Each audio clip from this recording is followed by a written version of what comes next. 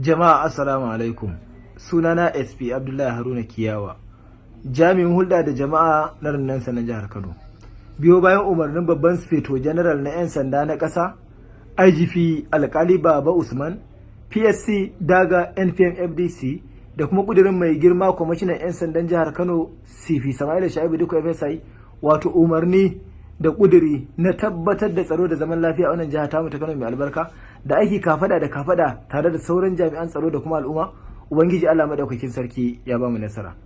Wannan mata da kuke gani, akwai rahotanni da muka samu na sirri akan cewa duk fadin karamar hukumar Ungwaggo da kewaye ita ce babbar dilan sholisho da take rabawa take siyarwa, wato matasa.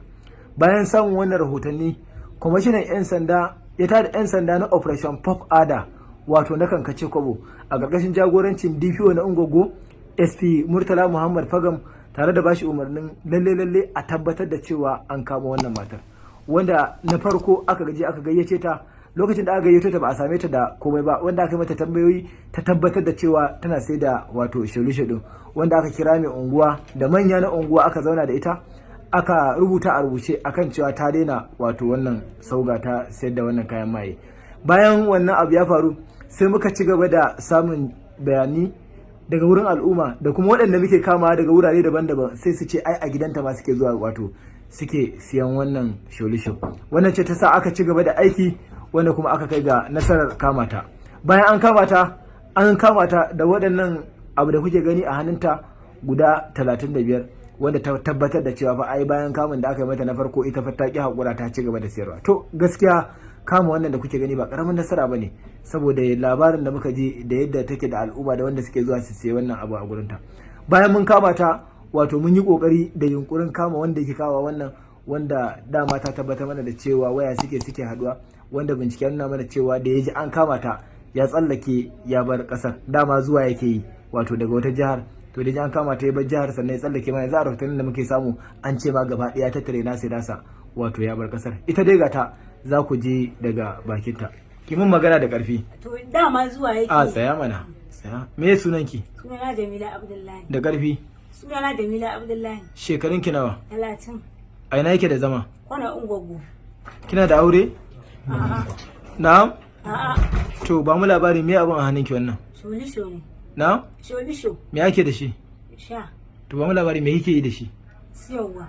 Na'am? Siyarwa. A ina yake? Kwana Ungwaggo. Su waye suke siya?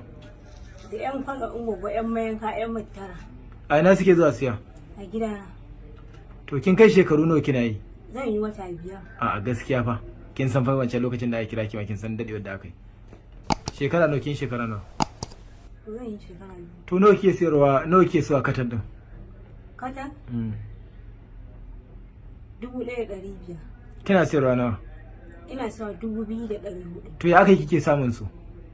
A gurin wa yake samu da wani ne dama yake zuwa yake kawo min, kuma yanzu da yaji an kama ni ya tsallake ya gudu ya bar ƙasar. Daman zuwa yake zobe ne, ba a garin yake ba. In yi zuwa na yake zama? A titi yake kira na. To ke yanzu wannan abin da yake, kina da 'ya'ya? Ina da 'ya'ya. Guda nawa? Guda 4. Akwai wani nadama da yake na wannan abu da yake? Na yi nadama, ai mun afuwa daga wannan ba zan kuma ba. Na yi nadama. Ƙarshe To kin manta abin da aka yi miki da baya? A baya an taba kama ki ko ba ta kamo ki ba? Ya aka yi da ke ki gaya mutane?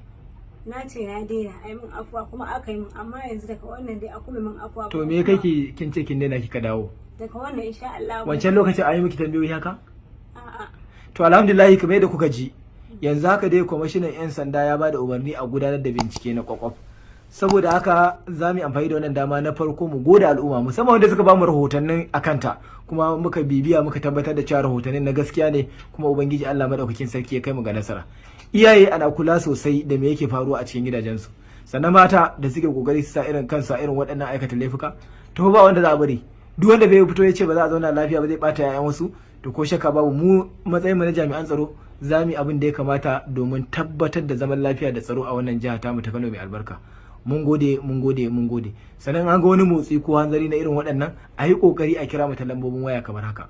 Akwai 0800 32 41 9754, sai 0812 382 1575. Da fatan za a yi sallah lafiya.